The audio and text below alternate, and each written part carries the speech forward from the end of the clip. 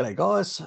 This is on the recent meeting in Vienna between OPEC Plus and some of the, let's say, background stuff that's been happening. There's been a lot on that front. Now, as people know, in Europe in particular, the EU states have got like a $60 a barrel on Russian oil. And if Russia basically exceeds the cap, the $60 cap, they will be sanctioned, which puts them under some pressure when oil prices go up. Now, obviously, they're diverting oil, as I've said before, to India, to the west coast of India, and then exporting that stuff there. I've covered that in another video. Now, Saudi Arabia, on the other hand, are pushing for a reduction, and that their biggest problem is they're trying to balance their budget. And so they need an oil price of $80.9 a barrel. So that's where the problem is. Russia needs a $60 to be able to export into Europe without sanctions. So it's, as you're going to, even though Russia is actually exporting at $70+ currently, and they're doing it with a number of sort of like intermediaries and, it's going through intermediate countries like Turkey, things through certain other players in order to basically prevent sanctions on their oil exports to Europe. And the Europeans are sort of basically are just doing a blind eye because they realize that, if they say no, because it's a political decision, we're going to cap that, and if they go higher, we're going to basically sanction them. Well, no, you're not. You're basically just going to. But the Russians are in a sort of they're uncertain, whether the Europeans will or will not, or do a partial sanction. So it's unclear, and that's why a number of officials from Gazprom and a few from the government there were in Vienna, where the meeting's been happening the last couple of days, and they sort of come to a new arrangement. Now, the UAE, on the other hand, they want to raise production, so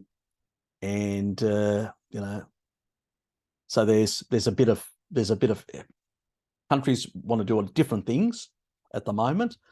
So they sort of come to a deal, and the deal is that Saudi Arabia will reduce by 1 million barrels of oil a day. The United Arab Emirates will increase by 200,000. So there will be a shortfall of about 800,000 barrels. So that's the sort of, remember, OPEC contributes about 40% of global oil production. And, so in that regard, they are a big player, and they do have a big influence what they do. So that's what's happening at the moment. And there's been a bit of, let's say, argy-bargy, a bit of friction between the Russians and the Saudis over the price, because they want it higher. They want it over.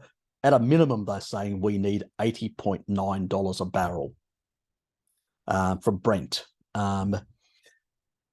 Which is a problem for them if it stays below that. For the Russians, it's a problem if it goes over 80, because then it's really hard with the mechanisms that they've set up to bypass the $60 cap barrel. It makes it much harder for them. And so this is why the friction took place. So what they've done is, they've decided that everybody else will remain where they are. Saudi Arabia will reduce by 1 million. The United Arab Emirates will increase by 200,000. So, because they need they want extra income. So they're pushing for that. On the other hand, Saudi is going to have a shortfall in their budget, but it's going to be patched up through diesel. So what they're going to do is they've done a nice little cozy deal with the Russians over diesel. So, that means refined diesel, in order to basically, you could say, make some of the shortfalls on the diesel front. So that's where they are. So there may be a reduction potentially in the amount. The details weren't very clear on what's happening to diesel. If there's a reduction, diesel prices, you can expect them to go up a bit at some point. How far? Don't know. There's some sort of deal to basically allow Saudi to produce more while Russia reduces slightly.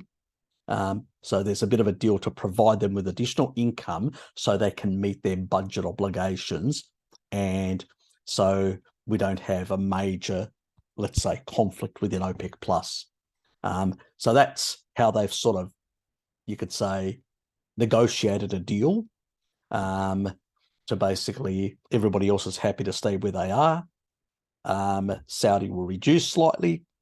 The UAE will increase slightly, and the Saudis will offset by getting a bit more of the diesel or the refining or the diesel refining part of the pie of the OPEC plus group in order to get sufficient additional income to improve their budget side of things, their current account. So that's what really is happening.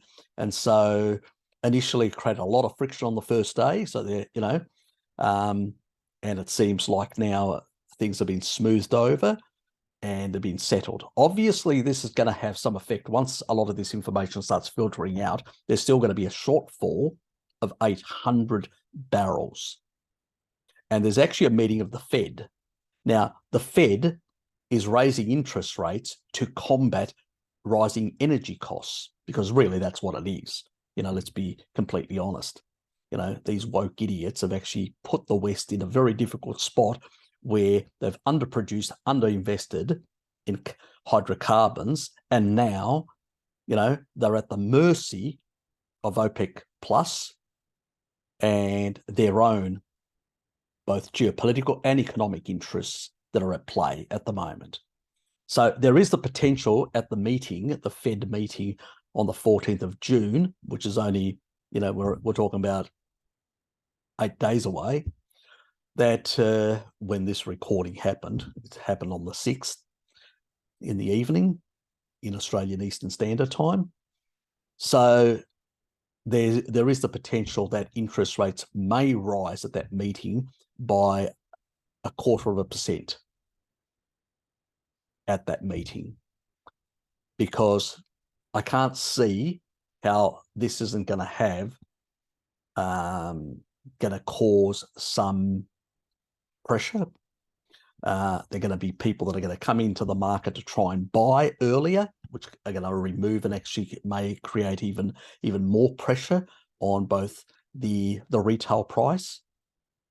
So they're going to take these things into consideration. So the potential for a minimum of 0.25% is in the works, based on what is happening currently and the sort of the blowback from the OPEC plus meeting in Vienna. So Austria, for those who don't know where Vienna is. So that's really the background story of potentially how it will affect the Fed. For my American subscribers, you can expect your interest rate to go up slightly. Strong possibility. Whether it will be a quarter, slightly less, or slightly more, hard to say. At this stage, there's a lot of things at play. So it's really hard to know. And between now and 8 days, the way things are going at the moment, and as and potentially, things could exacerbate from that, because a lot of banks are still holding onto a lot of bonds, like 10-year bonds and stuff like that, which were purchased at a very low interest rate. And that's really causing them massive liquidity problems. So yeah, it's not looking good. And the Fed fight against energy inflation, because that's what it is. It's basically OPEC plus fighting the Fed. And the higher the energy costs around the world, the higher the interest rates are going to go. What we really need we need a government that's going to jettison, in all the West, jettison these woke, policies, and we need to basically pretty much jettison all these green lords, because these green lords are destroying the West. It may be good for Klaus and his mates, who can basically buy everything up because they're inflating the assets around with money printing, but it's because that's what they're going to do eventually. You will see they will do this. Initially, they'll raise interest rates, and eventually they'll start the money printing again, because their economy will go, as I said, they're in between a rock and a hard place.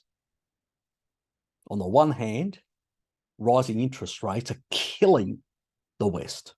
And on the other hand, if you increase debt, the returns, you end up with a zombie economy, and you end up with massive stagflation and potentially hyperinflation.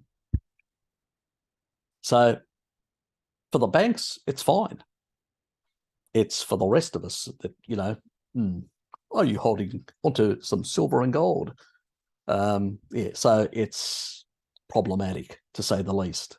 But that's the background story of the recent meeting in Vienna, and that's what has been happening, and that's the sort of friction that's happening. Like in any family, there's some friction.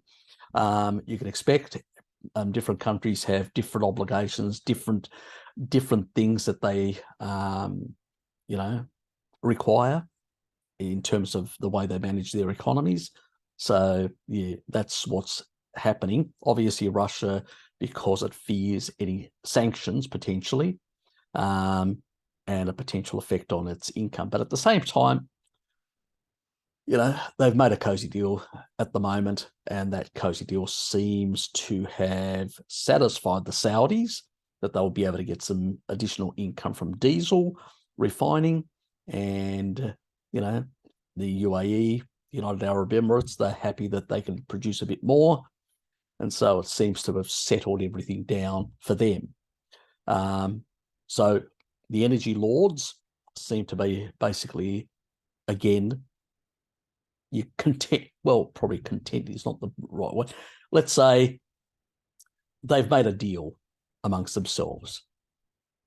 The finance lords on the other side are basically, between a rock and a hard place. And their political, let's say, their political drones that are managing the situation are scratching their heads, and the rest of us at the bottom are going, this needs to stop. And hopefully more of us will do that over time. We can only hope that more people will wake up and realize that there's a lot of bullshit. And that's why you need to, I put up a whole lot of information, a whole lot of little clips showing and, covering the climate nonsense by credible people in the sciences, as not some activist, but actual people that know their stuff, that are actually showing true, like the ice cores and all sorts of things, that temperature precedes carbon, always in these. It may not precede in the models, but the models are just made up, fabrications. They're not actually reality. And so we need to point these truths to the common people. And I think they'll be more receptive, because when people are struggling, can't put food on their table or heat themselves, and have to close all the lights and end up in one room, snuggled up, trying to keep warm, I think that that's going to motivate them to think outside the box a bit more. And I think this coming winter in the Northern Hemisphere is going to be a very interesting one. I think there is a possibility for some of the political for the current political sort of makeup, especially in Europe, to cease to exist. I just look at France. France is on fire. It's something like I think it's 14 days or 15 days now of protests. That's not letting up, and many other parts of Europe as well.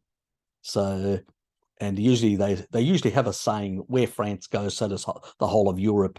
So pretty much, I think that things are changing. They're definitely changing. People have had enough. They've had it up to here, everyone. So, including me. So that's pretty much it. Have a good day. See yous.